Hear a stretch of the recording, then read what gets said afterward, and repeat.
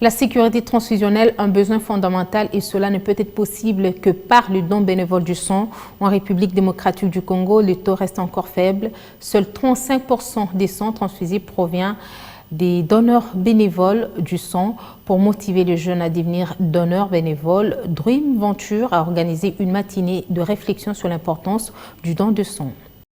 Donner du sang pour faire battre le cœur du monde n'est pas qu'un slogan, mais un message fort pour sauver des vies. En République démocratique du Congo, seuls 35% du sang transfusé provient des donneurs bénévoles. En marge de la Journée internationale du don de sang, plusieurs organisations, dont Dream Venture, ont saisi l'occasion pour une réflexion profonde sur l'importance du don de sang en RDC. C'était aussi une occasion pour cette association de faire l'évaluation de la déclaration de Melbourne qui, en 2009, formulait des stratégies pour que les pays puissent recueillir 100% de dons de sang volontaires non rémunérés avant 2020. En ce qui nous concerne, et même sur le plan mondial, la campagne de cette année mettra particulièrement l'accent sur le rôle joué par les jeunes.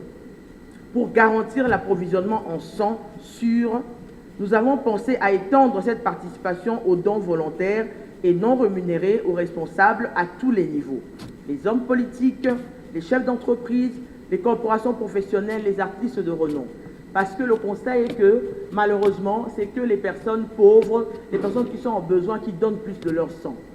Et voilà, nous mettons un accent sur les jeunes cette année parce qu'eux, ils sont en bonne santé et c'est eux qui sont censés être plus des donneurs de sang.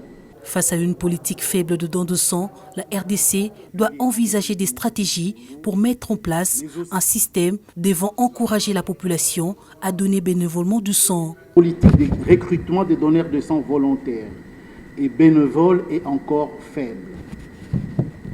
Moins de 40% de sang transfusé proviennent jusque-là des dons volontaires et non rémunérés sur le plan national. Donc, plus de 60% proviennent encore des dons de compensation, c'est-à-dire de dons de sang faits par la famille du malade ou par la personne payée.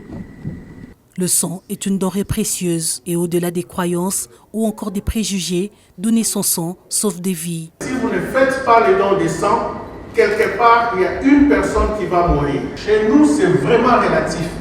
Ça dépend de la perception d'une personne à l'autre. Il y en a qui ont déjà compris la nécessité de donner le sang.